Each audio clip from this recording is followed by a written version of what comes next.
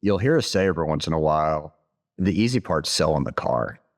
The fun part's on Saturday, talking to customers and selling the cars. And you're like, what are you talking about? Well, the other part you've heard on other podcasts, the employees, the benefits, the software, the vendors, all of these pieces. And if you're not managing your network and all this software, you won't have enough people here to sell a car to service a car. Hey everyone, welcome to Crossroad Conversations with the Lewis Brothers, where we aim to share real stories about running a successful family business, working through adversity, and pouring back into the community that keeps our door open. We're your hosts, Matt, Shelby, and Taylor, and we bring you relevant local business advice and automotive insights that are sure to change the way you look at running a business, and maybe even throw in a plug for you to do business with us.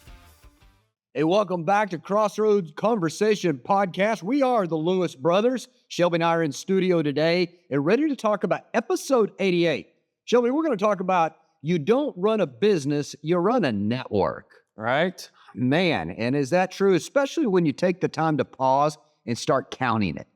I can promise you out there, for anybody that will pause and think about their network of vendors that they have, it's way more than they initially would have said. In fact, the average car dealership runs with 20 to 50 different vendors.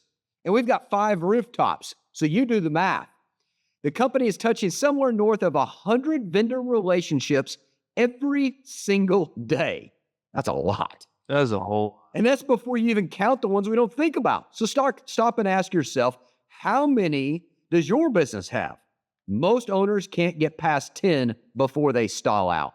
That's pretty wild. So before we fully dive into that, think about last week. We talked about fear as fuel. Mm-hmm. So we talked about fear, when that creeps in, how it becomes a problem, what you do with that, and turning into what scares you to what motivates you and moves you. So that was a fun episode that we broke down. You can go and find that at crossroadconversationpodcast.com. Spotify, Apple Podcasts, wherever you get your podcasts at. And make sure to always visit us at lewissuperstore.com for our latest and greatest specials, discounts, and sometimes our service specials. Absolutely. Hey, what's in the garage today? It's summertime. The weather's nice. And in Northwest Arkansas, we live in an adventurous area. You know, whether it's going to the parks, just going to the ball game or the river or the lake, or finding some of those gravel roads on the back roads. And no more fun way to do that than in a Jeep Wrangler. You know, the iconic off-road adventurous vehicle. And we have an amazing, I don't know if you've driven through there lately, but the selection and colors. And it's exciting because Jeep has gotten back to its roots of all the fun models. You know, the colors and the new Willys edition that's got the Army green wheels on it. Yeah. And like all the cool stuff. You can get the 35s and the Extreme Recon package. And we have some of them with the soft tops, which are really nice to be able to take down or put back up if it's rainy like it's been lately, as you don't worry about getting caught up out in the rain. But I want to talk about our two-door. Our two-door is the original Jeep, and it is in an amazing price point where it makes it affordable for somebody as a daily driver or somebody as a fun vehicle or one that they can put behind their RV and tow. It's the two-door Wrangler. They now all come with hard doors. They all come with power windows, power locks, big screen on them, automatic transmission. They drive incredible compared to what you're used to in a Jeep. The top's easy to take up, put down, and get this. This is real deal numbers too. And I know we've talked a lot about this, but you can walk in today and buy it for this, okay? You don't need coupons, no haggling, $33,900, and that's a 26 model. For a brand new, gets a Lewis exclusive 10-year, 120,000-mile powertrain warranty, and it's everybody's. You don't have to have owned this or be from this, right. this, and this. It is real deal, sub 35 grand. Now, that was a soft top. Yeah. Okay, and I'm calling it straight out. It's a soft top, but it's got air conditioner, it's automatic, it's power windows, it's power lock. Still take it through the car wash. Yeah, this is not your old soft top. Not your old soft top. But the reason I call that out is you're like, no, I wouldn't buy it unless that is a hard top. Great. We've got hard tops on special for $35,900. Okay. So we have a huge selection. We have over 60 Jeep Wranglers in stock to choose from. So come check out those and many more specials here at Lewis. All right, so let's do a vendor reality check. Oh, fun. right? We're talking about our network, and our network is our vendors. And we got to think about that. You are so much more dependable. Dependable. We're hoping they're dependable. Thank you. Dependent on them than you think. The vendors, you are so much more dependent. Like walking through this list, our CRM, so that's our management of our customers, of all things relations and how we talk and how we communicate. Our banks, 27 different banks that we work that have 75 different lending options. Our insurance availability and the coverage, our inventory, who supplies our inventory online, who manages its age and its pricing, our photo people that have the photos for that, our OEM and all the 9,000 different things that they have us click on, and the partner vendors, our shippers, our parts suppliers, our IT, our software, our marketing, our utilities, our payroll, our HR, our legal, advertising, facilities, cleaning, security, fuel, uniforms, training, programs. And that's just kind of off the top of it. When I start getting overwhelmed when you say all those things on the list, once my emotions die down, then I start listening and I'm like, yeah, but you missed this. And you missed pricing. And you missed our text communication with our customers and our video communication and our email communication platform and this and that. The list just keeps going. And we're in a unique position to talk about this. And Shelby, you'll remember this. At the first of the year, we challenged our teams to fill out all these sheets of all the vendors and all the software they used per department. Yeah. And it was a gorilla of an expense. It was massive. Massive. And so we went down this journey of which ones can we eliminate to reduce expense? Where are they duplicated? Which ones do we not need that we forgot about? And in our business, the ones you forget about, they're not the real expensive ones. They're the $399 a month, the $199 a month, the $999 a month. They're not the $5,000 a month. You know, so you start take a list of 100 of them, and this used car manager has a preference for this. This service manager wants to use this person for warranty, and this person wants to use this, and this person wants to this. The list gets astronomically long. And if it's just $599 a month or $999 a month, you think, oh my gosh, I'd pay attention. Well, you know, when you're talking about a massive amount of expense, that $500 or $900, it's pretty low on the list if you look at all the expenses per month. And so we started to say, are they still relevant? Sure. Are they still bringing us value? And would we survive without them? Well, that's 100% correct. Now, the knee-jerk reaction of all of our managers, which we talk a lot about on this podcast, about not having knee-jerk reactions. Very few things in life actually need you to do a fight or flight reaction. The knee-jerk reactions of managers were like, yes, we need that. Yes, we need that. So then we challenged them. And we said, well, when was the last time you had a review call with them? When's the last time you reviewed your usage within your department? You said it was a great software, and I'm not debating that. What I'm debating is what's your utilization of it? Are you using it to its potential? And it's also time to revisit those vendors and say, do they now offer an extension of their product that could replace another product so then it's all integrated into one? You know, and oftentimes you see that when you think about if you've been with your phone carrier for a while, and then you get a new phone or you call to update a plan and they're like, you're on the old plan. Oh my gosh. And you thought you were on the fastest, latest and greatest, and you had the best deal locked in. To be competitive, they have come out with something that is better, that is faster, and that is generally less expensive. So when you think you're getting the absolute best and you're using all corners and facets of it, you're not at all. And what I saw is that we started asking our department heads, like, hey, could you do without this? And could you do without this? There's FOMO in not having it. It's their safety blanket. But if you switch it over to usage, if there was a usage report or a watchdog report that shows the usage, and then if there was ROI that even helped even more, you say, look, the last login was 18 days ago. That's right. Like, what do you mean you have to have this? That was a great way, and we're flipping over here, but we're trying to give some advice on how to manage these and manage your managers at the same time, and don't just be one of those reactive owners that goes around and just jerks a carpet out from each person. Is we put it back in their court. We're like, okay, yeah, it is a great product. I want you to come back to me and show me your usage report, like you said, when you have a call with the rep, the performance manager, on how we're doing and what we could do better. And some of them came back and they're like, you know what? we're really not using that as much as we thought. And it is a great product, but I can't get any of my employees to use that. Now I'm going to play the flip side of it. I want to bring something up because we went through all that and we were able to eliminate a little bit. I would say, But not near as much as we want. no, and I don't want to use the word disappointment, but I went in that guns blazing going, man, we are getting ready to reduce our expense by $15,000 to $25,000 a month across the 5 rooftops. And we didn't. It didn't happen. We didn't. I think what happens is your dependency. I think the dependency, but I think what did come out of that is we did not get to reduce our expense, but we upped how much we were actually using the software. We brought awareness to you better get after and you better utilize what you said and you talked us into enrolling.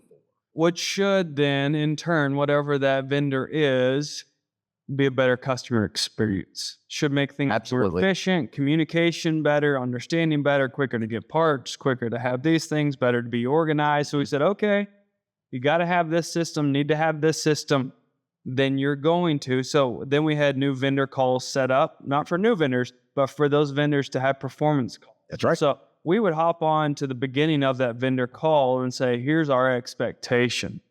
You are not to say, hey, do you need help with anything right off the cuff? You need to come in with an action plan and say, hey, I've been going over your metrics for the last 30, 60, 90 days. Here's where I see change. Here's where I see there's low-hanging fruit. And here's where I see that no one's been on this side of the portal. So we set that expectation with those vendors right from the get-go. Yeah. So then our managers understood that conversation. So then we could hop to the next vendor conversation, then the next vendor, and then circle back around 3 months later and have the same conversation again, because one time will not fix it. That's a great point that Shelby just brought up. And I'm going to take everybody back to middle school, junior high, high school. Is everybody's gung-ho from a management or an owner level on getting involved when we're first implementing something. And then it grows and you let it go. And then all of a sudden you look up 2, 3, 4 years or months down the road and it starts to take a nosedive. Well, when was the last time you jumped back on that call? You don't have to be on every single call. You don't have to micromanage it for the rest of its life. You got to micromanage it at first. That's not a bad word, by the way, but that's a whole different podcast. You do have to micromanage it first for it to get off the ground, but then you need to circle back around. And when they don't even know, like last Friday, I had jumped back on a call. They had no clue I was going to be on there. I was silent. I didn't try to take over the call Until it was needed. as the owner until it was needed. And then I would just, and you know what I did? I didn't tell them how to do it. I asked a question that I knew would get them back on track. They would get the answer to get them back on track. On track. And then I went back silent, let the other managers, because I don't want to be the one talking the whole time because it means my managers aren't engaged. Yeah, and the next thing is the vendor will start asking you questions. That's right. You need them to be asking the people that need to know about the department. Okay, so I said I was going to take you back to junior high and high school. Well, I want you to think about when you were sitting in class and all of a sudden one day, who came to sit in the back of the classroom? The principal would show up. The principal showed up, didn't they? Mm-hmm. What were they doing in that class? It's not because your class had bad behavior. We always thought that. It's because they were checking up on how's the structure of the class. How's the teacher How's the doing? teacher How's doing? the kids doing? How are they reacting? Do Yeah. we need to change anything different? You don't even know that at that point in time. But I look back now, that's what they were doing. Yep. That's what they're doing. So you need to take those same grade school principles that you saw administration doing and implement it into your business. Yeah. I'm going to go the flip side on the vendors because we added a vendor. Okay. We were out to reduce expenses and we added a vendor. Here's why we added a vendor.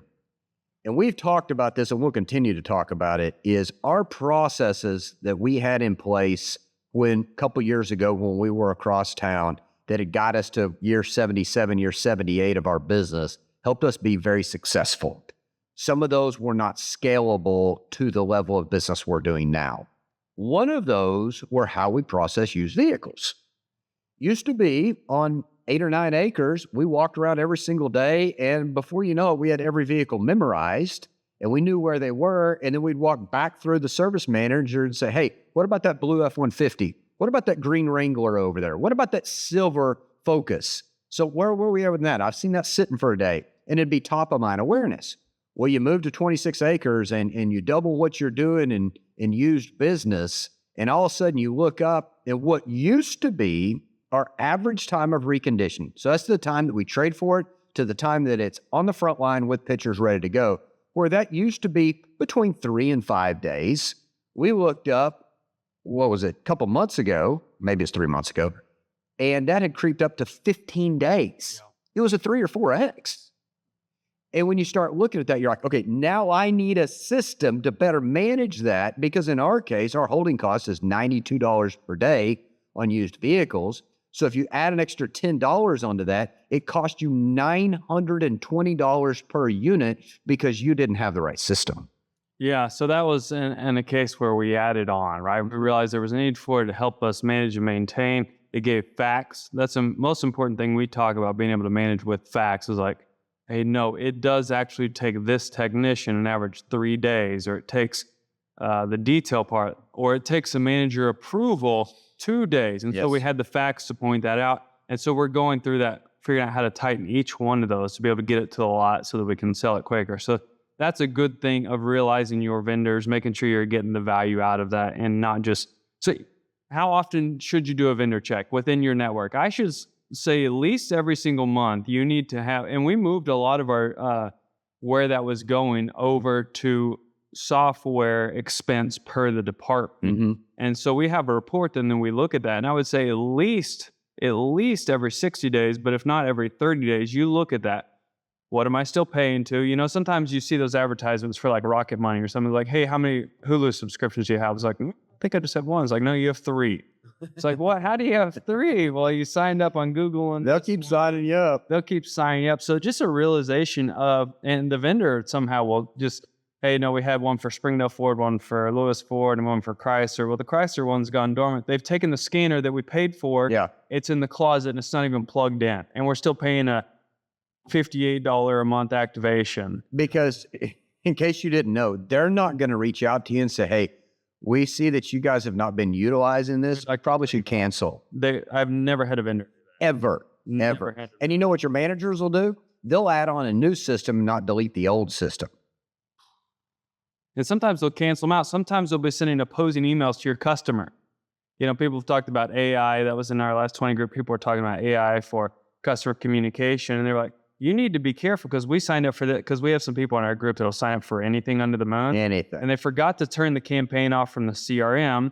And then they had their text platform, but then they had AI chat. And so they were completely waterboarding their customers. And they're like, why am I getting so many different texts from so many different people? So you have to remember that. Yeah, for sure. Manage your network, manage your vendors, of realizing that you got to treat it as a vendor relationship, but a professional relationship. And none of those meetings that we have are at Top Golf. None of those meetings are over lunch. None of those are like, hey, let's go play golf.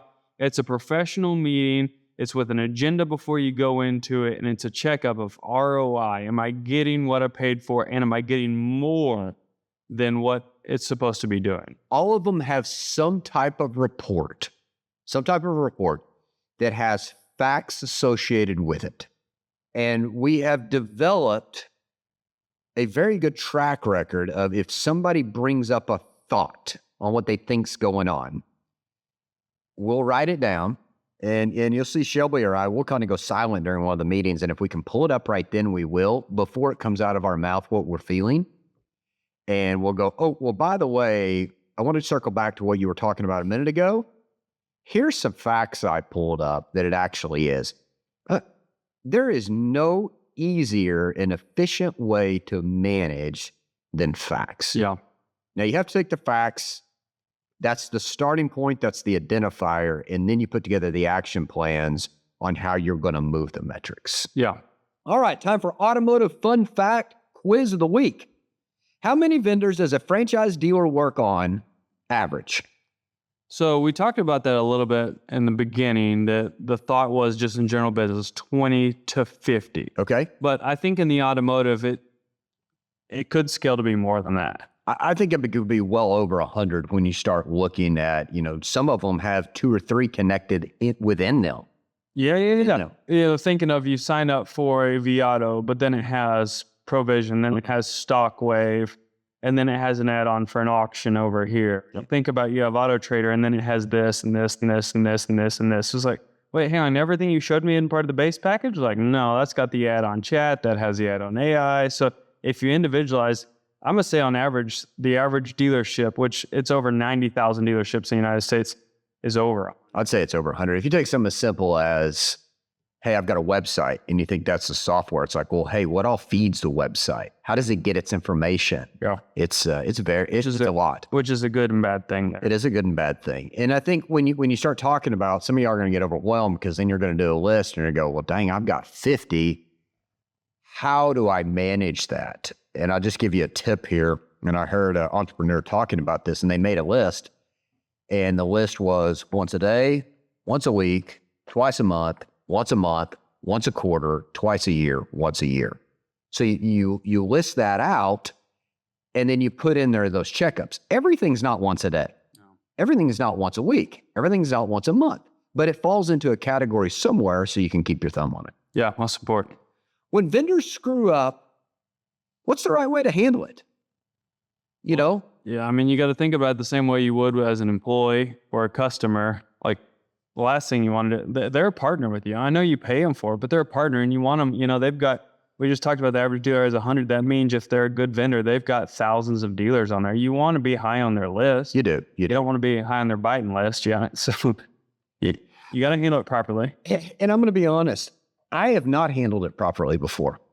And I've handled it properly before. And since they're a vendor and they're not an employee and I can hang up the phone and move on, I've pulled out my sledgehammer before and sledgehammered a vendor. And then I get off and I'm like, what did that really accomplish?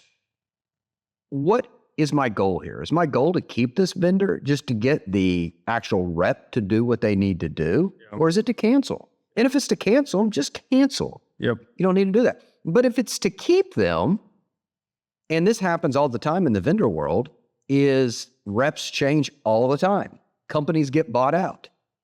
You first need to have a discovery call with them if a new rep and say, here's how we've been doing it. Here's what we expect. Here's what we need help with. And, you know, sometimes you got to get after them. But you need to give them a fighting chance. We just had a rep changeover with the auto first of the year. And it wasn't going well because we were used to how the previous vendor did it. And we had some other managers, including if Taylor was on here, that was really frustrated with that rep. And so the first time I got a hold of him, I hammered him.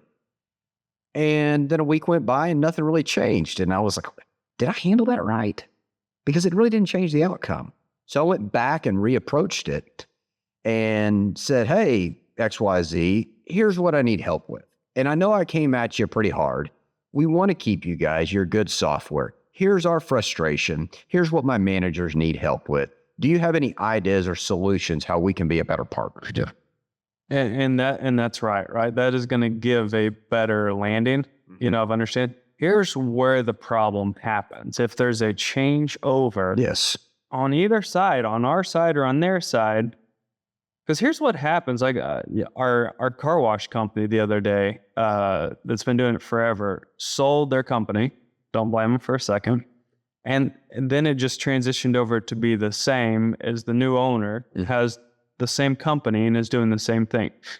But what did not transfer over, and I'm not saying there's a problem, I'm just using this as an example, is the expectations that we have. When to do it, how thorough we inspect, what the cost of that product is, and when all the things of expectations. So when a new rep for a vendor or a new vendor comes out, when it's a new vendor, generally they have that discovery call. When a new rep comes in, they try to not make waves. Let's just try to be a handoff. But they don't know the history.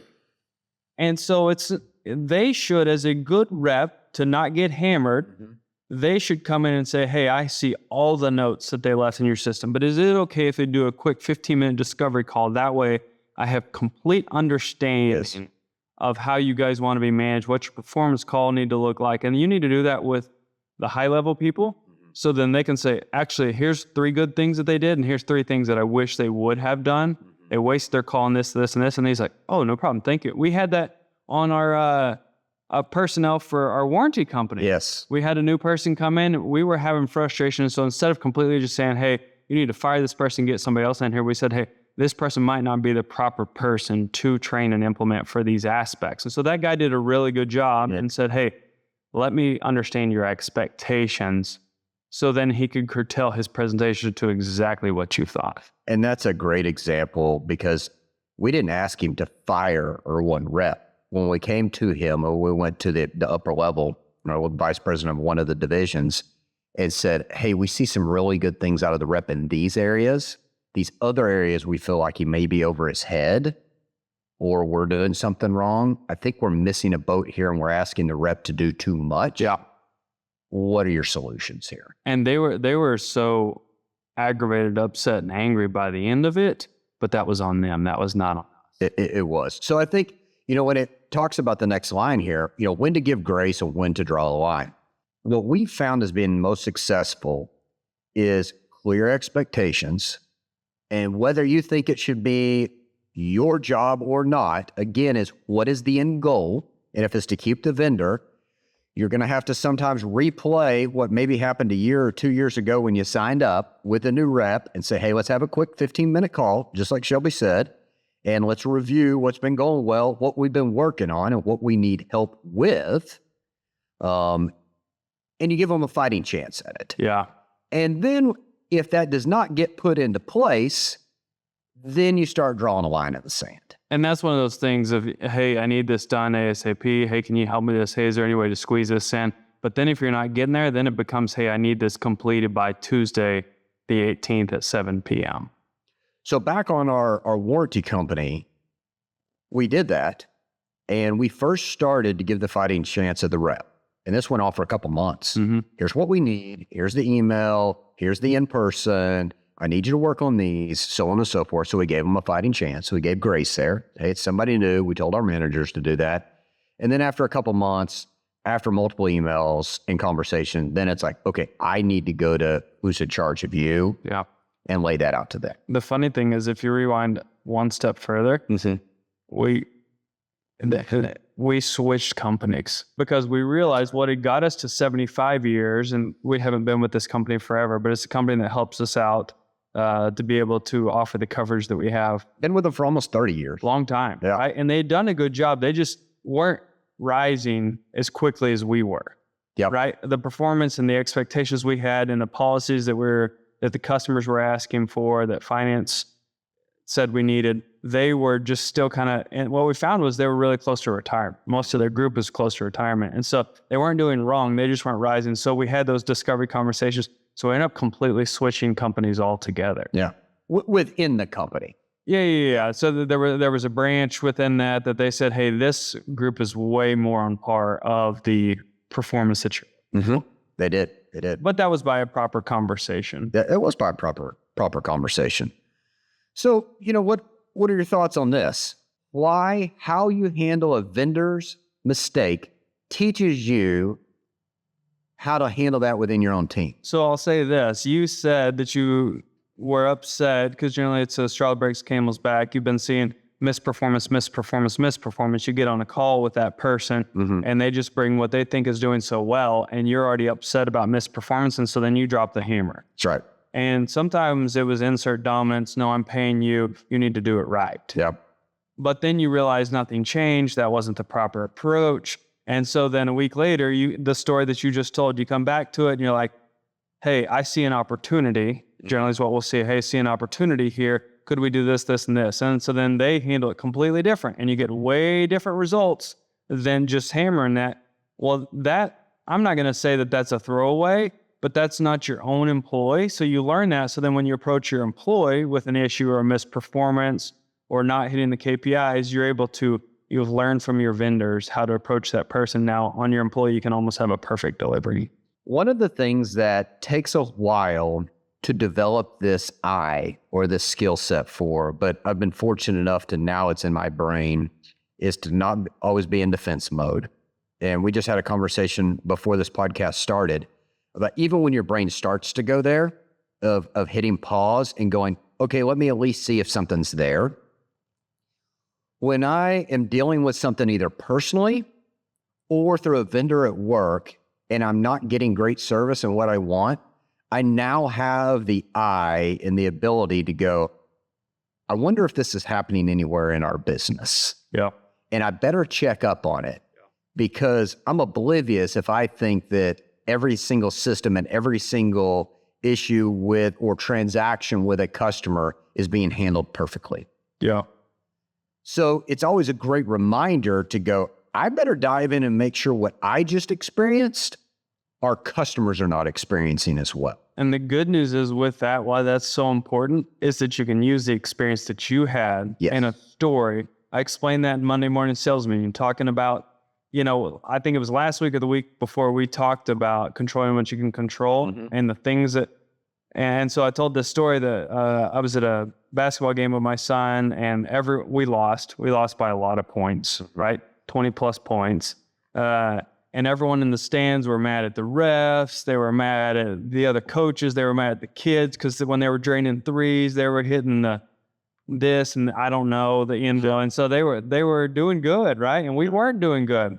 And so I could hear, and it drove me nuts. Like I sit like on my own island at these games, and I'm like, what are we doing? Like what? And so I said to my wife and all the women that were there, I said, hey, do you think, because it wasn't even our team. It was, a friend of a friend needed some players. I said, do you think that coach knew when he recruited all these kids that he'd have so many assistant coaches? And they all looked at me like, shut your mouth. And so then I just did my own thing. And so I walked out, and this was Elliot, and he's such a student of the sport, and he's such a good player, and he listens well, and he takes everything to heart. And I said, hey, he scored 7 of the 12 points. I said, hey, you did great. And the opportunities you got, you did well. He's like, yeah. He said, those refs. I said, those refs what?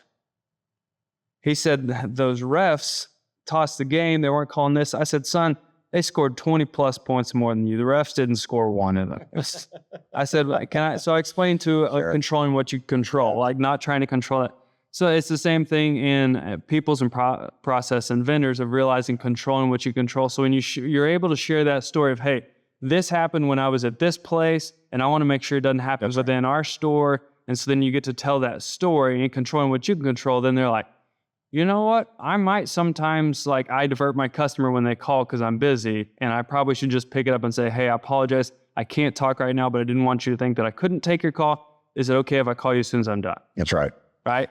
And so with that story, they get to relate. I think the point is there too, is don't miss the opportunity to use one of those stories to benefit within your organization. Yes. Because I'm just telling you, it's happening. Maybe not the exact same thing, but something's happening within your organization that you could improve on. Yeah. So the keys to that are, number one, don't have a wall up. Be protected, be proud of your business, but don't have a wall up. Be willing to at least listen, be willing to uncover and going, okay, I know there's no way we're perfect. We're very successful, but we can't be perfect. How can we improve? And 2, use those situations with those stories to teach your own team to help discover on how to be better. Yeah. And then the vendors you fired versus the vendors you fought for. And we've been there. And we each have our own vendors that we've individually brought to the table. Yeah. And why is that? Because when you move into a position, you want to bring value, you want to be proud, you want the executives above you to see what you're doing to move the mark. So at that point in time, there are vendors that you fired, but then there's also vendors you fought for. And I'm going to circle back around here because this is a tough one. There are vendors that I've fought for because they're ones that initially I brought on and they helped me move the mark, but they may not be as relevant today. Yeah. And I have to remind, and I'll listen to you and I'll listen to Shelby and I'll listen to Taylor and I'll listen to managers and go, okay, I want to defend these vendors because I'm the one that brought them on, but maybe they're not doing as good a job as when I originally brought them. And is your defense from they originally said what they said they can do, or is it from what they're currently doing? That's the difference. And so it's tough because you have buy-in, which is really good. Yes. That you say, hey, when we worked on the reconditioning tool, speed of reconditioning, I challenged Chet, our inventory manager. I said, hey, I want you to find the top 3 vendors, and I want you to do demos, see what you like, what you don't like. And he was like, hey, here's the ones I found. I was like, okay, go back, go again. And so I just kept sending him through the gauntlet. I was like, hey, if we're going to spend the money, I want to make sure it's right. I want to make sure that it operates from service good to our side good, to recon, all those things. I said, okay, now give me those 3 that you still feel confident. You know the pricing. Don't share with me the pricing. Tell me what the companies are, because then I'm going to go see them in person. So in ADA, I got to go see all 3 of them, non-biased, and say this, this, and this. But then that person has ownership in it. So they want them to survive because they're the ones that vetted them and said they're good. But you still need to reevaluate, are they still relevant now? What I like too about our team, and I wouldn't say that everybody has gotten to this point, but a good majority of them have, they know the questions we're going to ask on a discovery call. They know what'll frustrate us and feel like a waste of time. Yeah. And I can remember Chet telling me about when he was researching the different recon software. And he said, but this one, I'm not ready for him to present because I know you would get frustrated about that because they haven't done your homework that you always ask for, which was relevant. Which was good. That means that before it got to the level of making a decision, he thought they were good enough, but they needed to work on having all the facts so that you would at least give them the opportunity to talk. That's right. That's right. And that was cool. Yeah. It's good to see that they adapt for that. I mean, I adapt for that. If I'm on a call and I know you're coming on the call, it's like, hey, here's the thing. We're going over this, this, and this. And when he gets on, you better be ready for this, this, and this. You're not going to get a shot. Yeah. You know, of just understanding that. And let them pitch their dinner before you just judo chop them and then set it aside and let's go through the rest of it. Sure. All right, that's so good. Talk about this. What's the vendor turnover in a year's time? Across the automotive industry in a year's time, if you have 100 vendors, what percentage will turn over in a year? Actually, the number, this is one of those, I think the number is lighter than I thought it would have been. Yeah. I really do. You know, the number is 6 to 24%. Yeah. I would have thought it would have been closer to 50%. Yeah. And here's the only reason why is especially in the small vendor world, we're seeing those small vendors being bought up by large vendors all the time. Yeah. And usually when that happens, we lose the personalized connection of those people. Yeah, most certainly. Yeah. But also if you think about that, if you've got 100 vendors, if you're replacing 6 to 24 of them, then that's like, wow, that's a lot. Yeah. Thinking of that, the startup, the integration, the onboarding, it's like, and oftentimes that's why you don't fire them because you like, oh my gosh, bringing on a new one is going to be so loss of production. Like it's going to take my brain space and all this stuff because you've been through so many of them. Yeah. I think when I sit here and talk, and this isn't even in the notes to talk about, but I'm just sitting here digesting, all this vendor stuff. And if you've been around Shelby or I or Taylor, you'll hear us say every once in a while, the easy part's selling the car. The fun part's on Saturday, talking to customers and selling the cars. And you're like, what are you talking about? Well, the other part you've heard on other podcasts, the employees, the benefits, the software, the vendors, all of these pieces. And if you're not managing your network and all this software, you won't have enough people here to sell a car to service a car. Yeah. That's so important. Think of that. Cause you're like, man, why do you guys have, if you have no clue the vendors, you're thinking like, well, you only have so many Coke machines. Mm-hmm. Like that's not the vendors we're talking. It is one of them. It's one of them. But your uniforms. Yeah. There's like, Cintas, like, well, there's other options and, and that expense creep is real there, Yes. So all those things. But we have tons and tons and tons of vendors that are lead providers. Yep. That are social promoters and all these things that you have to measure those constantly so that it stays relevant. And so that's the tricky part. And we'll dive in here is the long game. So vendor relationships that outlast trends, techs, and turnover. So we've been with some advertising vendors for a long time that realize that maybe they bring in a new person that says, hey, I want you to follow trends and see what's a new way to serve an ad. Mm-hmm. How does it become relevant in an Instagram story or a reel? Or how does this show over here on a display ad or on Google My Business? How are we relevant? Or how does it now show up in chat when somebody's searching in an AI platform? Mm-hmm. So the vendors that have stood the test of time, they have realized how to stay relevant. They've realized how to stay relevant. And I'm going to go back to what I said just a minute ago. The ones we've had for over a decade, they're usually the bigger ones. Unfortunately, in our business, the smaller ones that are wildly successful get bought up by the bigger ones. Oh, it's a story of create a business, bring big worth, and then it's an IPO and they just sell it. They just sell it. So that's what, if you ask us what keeps us from having more vendors over a decade, it's that. Yeah. It's that. And then the reps get gobbled up because it's a partnership. And I think that's one of the things that we have spent a lot of time understanding. None of it's a light switch. It's a partnership. And some of those, I talked early on about this, like, what do you do once a day? What do you do once a week? What's twice a month? What's once a month? What's once a quarter? Yada, yada, yada. And so, for example, Centos is once a year for me.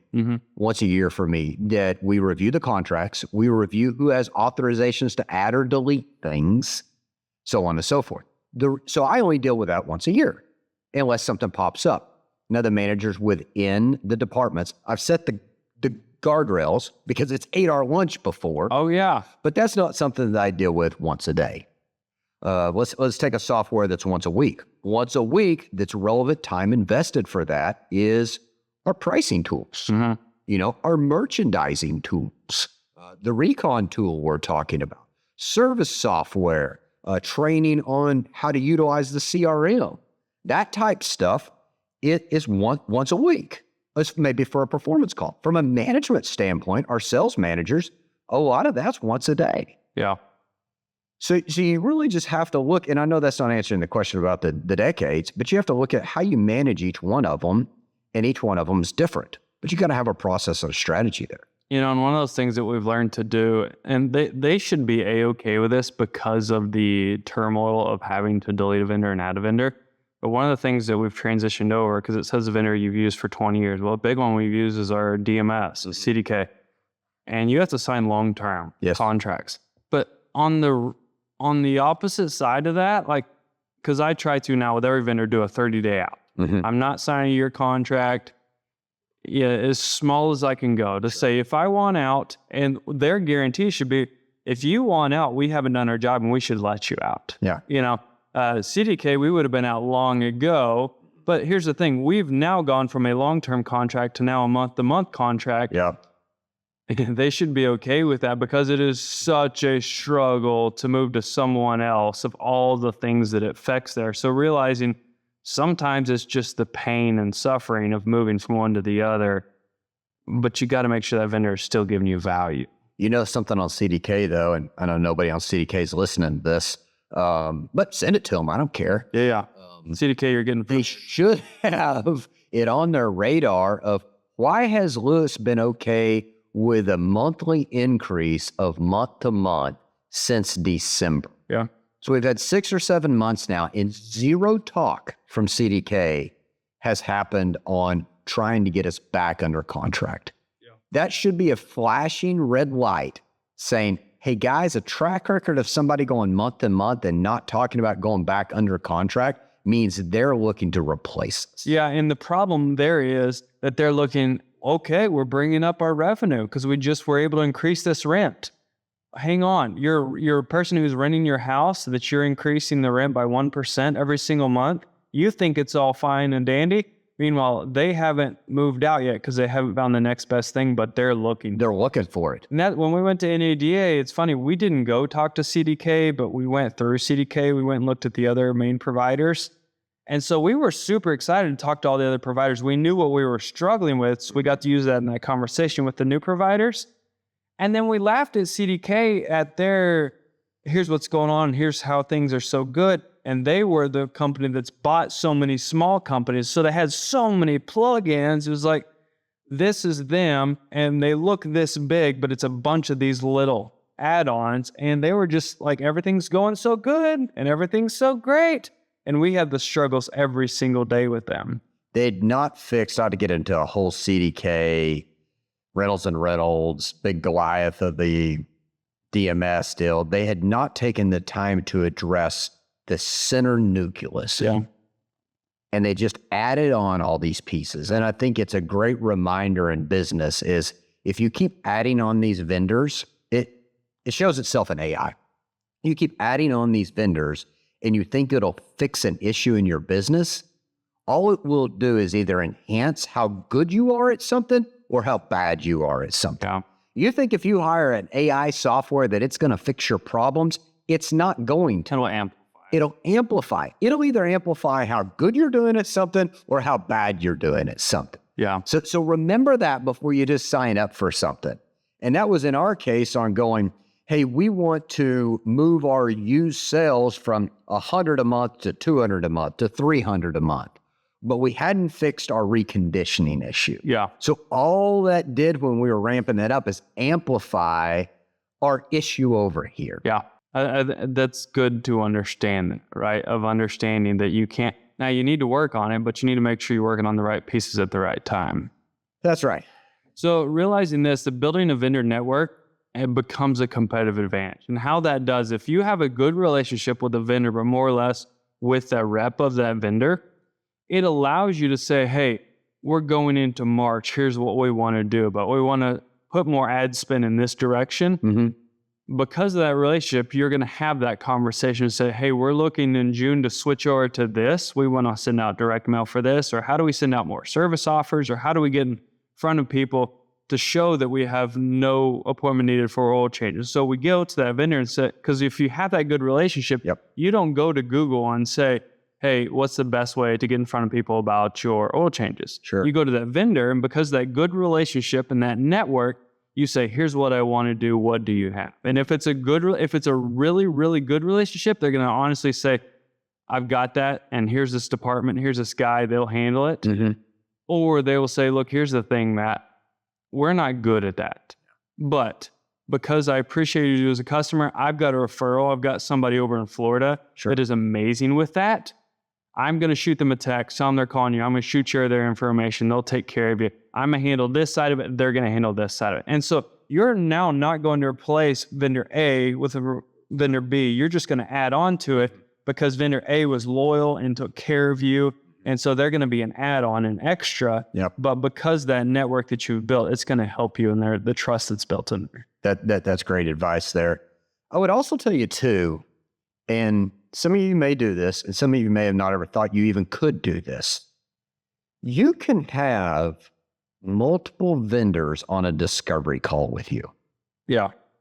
If they all have to do with helping your website out, put a call together on the one that does the photos, the one that does the pricing, the one that does the descriptions, and the one that does the feeds. Get them all on that same phone call. Because I'll bet if you're anything like me, you know enough to ask the right questions, but you don't know all the ins and outs. But you can be the host, and the fun and the productive part about that conversation is there's not a, I need to get with them, or it's Matt that can't do it. That's right. Or we can do it, but they can't do it. And so if you get them all on that call, you can get a lot done. These past couple of weeks, I've put together a couple of those calls, and on those calls, I had legal on there, so attorney. Mm-hmm. I had tax people on there. Mm-hmm. I had estate planning people on there. Mm-hmm. And then I had future tax people on there too, all working together, because what would happen is they'd tell me something, I'd get off the phone call, make another phone call. I probably didn't translate They'd it say, what do you mean? correct. They'd say, what do you mean? I'm like, I really don't know. I'm just regurgitating this. Let me go ask them. Then I'll come back and then I'll ask you again. And I'm like, okay, I'm smarter. It'd have been 2 weeks. 2 weeks, and we still would have got it wrong. So I just put them all together, make them play nice, because I'm paying all the bills. All of them. You're paying all the bills. And then you just sit there and facilitate it. Yep. That's it. You become the moderator. You're the customer. It's funny because it was a little bit awkward, and not awkward in the way that you think. It was awkward because it was so far over our heads. But as the moderator, as the person that brought the conversation, I was on this call and not saying a word, but I was thinking in your shoes, like, okay, what question do you ask next? Because you don't know what they're talking about. And so then the question would just be like, okay, that seems to be an option. What's a second option? And they're like, what do you mean? It's like, well, that can't be the only option. What's another option? Like, you're not saying, hey, what about a 731, 642 said hut? Because you don't know, because that's why you have them. That's right. Paying them. But when we got to because they weren't pitching anything, Correct. right? They were just answering questions. It's like, well, what if we do this? And so then this person, the tax person, might talk about all this. Then you say, all right, that's good. Legal. Is there any downside to that? And they're like, no. And so then investment, is there anything we're missing here? Or could we do that, or should we do that? And they're like, And then an attorney is like, hey, is there any reason why we should or shouldn't? And they're like, "Meh." And so then we're like, okay, let's go back to the tax person. You heard what they said. Now what's your thoughts? You bring up a good point there. And without even knowing it, you're right. Way over my head. Okay. Didn't have a degree in any of that. But what I do have a degree in, and so do you, is being a really good listener, taking notes, and designing what you're going to ask in the middle of the process. Yeah. That's no different with an employer or the customer. You don't know where that conversation is going to go, but you're a really good listener. You ask questions to hear what they're going to say.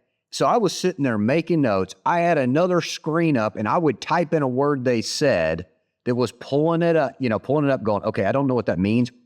I'd pull it up. Tell me about a 731. And I'm like, okay, what is a 731? So then they're talking, then I'd ask another question so they'd get to talking about it. And I'm just writing all these things down to spiderweb it together as discovery. Yeah. Like if you're watching, a CIA thing or this or that. And by the end of it, we've come up with solutions. Yep. And so then you can recap it and send an email. It's like, hey, we went over a whole lot. Appreciate you.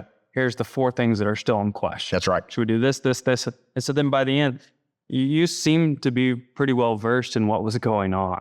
I would find myself too, when I knew that other people on the phone call, like our CFO or one of our legal, would know the answer or could translate it better than I could, I would ask them. You could see it on their face. But they weren't saying anything? You could say, hey, so-and-so. Yes. What's your thoughts on it? I would say, hey, Missy, what do you see this? What are the questions do you have in this area? Again, I'm just facilitating and moderating. I'm just driving the ship. Yep.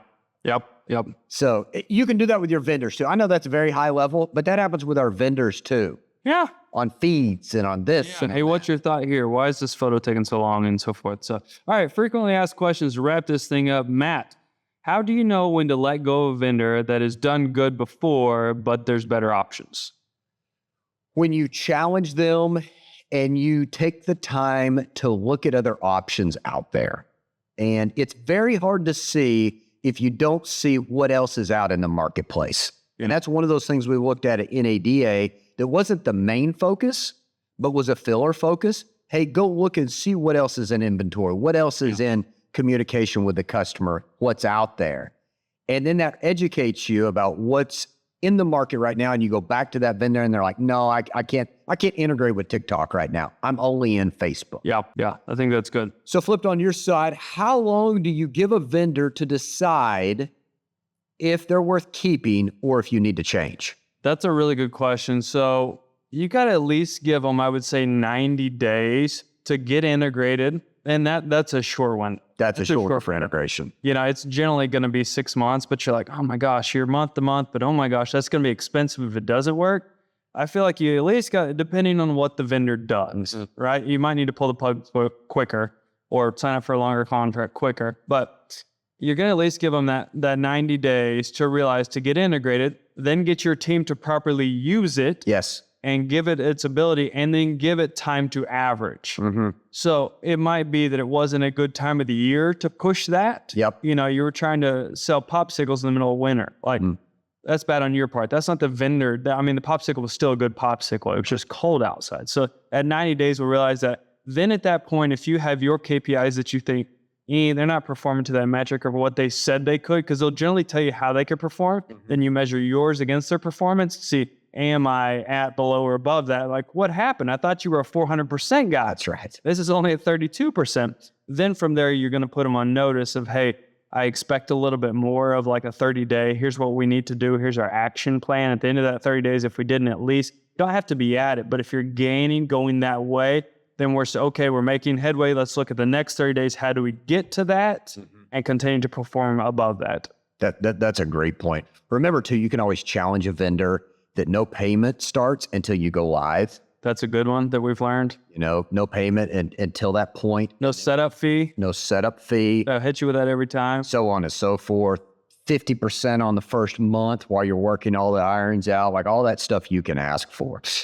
So, hey, it's been a great conversation today about vendors and juggling all that to your advantage. And it's one of those that you either do manage or it's by the wayside and becomes an expense instead of a great ROI for yourself. As always, check out our inventory on LewsSuperstore.com and check out this episode and over 80 more on crossroadconversationpodcast.com.